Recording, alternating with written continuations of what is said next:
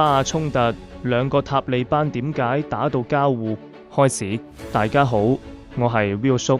最近巴基斯坦同阿富汗打到火都嚟埋，你可能會問：咦，兩個都係穆斯林國家，而且阿富汗塔利班掌權，巴基斯坦唔係一直支持佢哋咩？點解而家自己人打自己人？好問題，今日我哋就用3分鐘拆解呢場兄弟反目嘅真相。第一部分導火線，第一，最直接的矛盾 TTP， 即係巴基斯坦塔利班。聽住，呢個係關鍵。阿富汗塔利班等於管治阿富汗嘅政府，巴基斯坦塔利班 TTP 等於專門襲擊巴基斯坦政府嘅武裝組織。兩個雖然個名好似，但係獨立運作，唔係上下屬關係。巴基斯坦指控你阿富汗塔利班庇護 TTP， 俾佢喺你境內設基地，然後過嚟襲擊我。數據說話，2025年 TTP 喺巴基斯坦發動超過1000宗暴力襲擊，阿富汗塔利班就否認，我冇庇護佢哋，我哋邊境管控好嚴格。結果巴基斯坦直接越境空襲，阿富汗就開炮還擊。第二部分歷史爛賬。第二條邊界本身就有問題。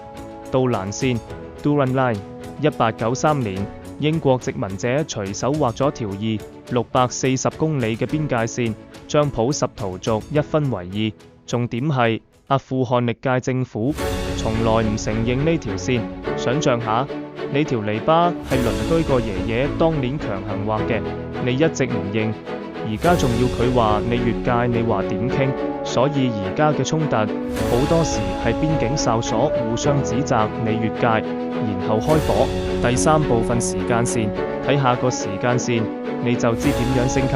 2021年8月，阿富汗塔利班重新掌權，巴基斯坦本來好開心，以為多個兄弟。2024到2025年，跨境空襲開始頻繁。2025年10月，爆發大規模軍事衝突，互相攻擊邊境哨所。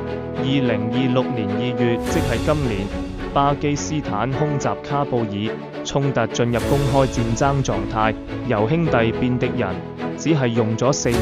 第四部分深層矛盾，最後點解咁難解？3個死結。一、主權問題。阿富汗塔利班話我係主權國家，你唔可以指點我點管境內事務。2、安全困境。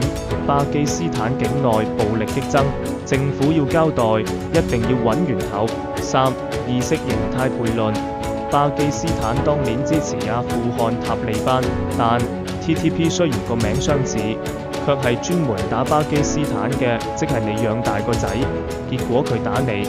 簡單講，一個話你家裏藏賊，一個話我家裏冇賊，加上條籬笆本身就係亂畫嘅，結果就係炮聲隆隆。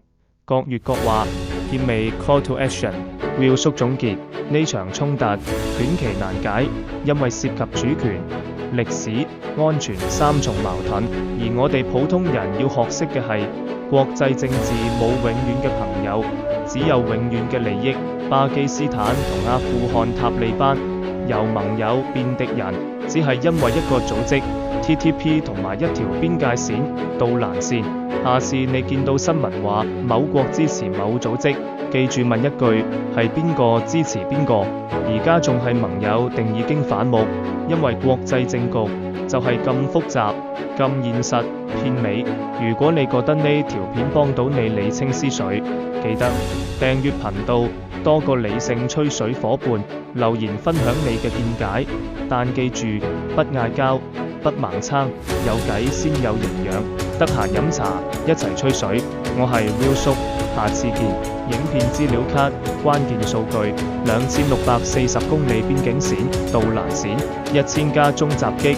2025年 TTP 發動，4年時間由盟友變敵人。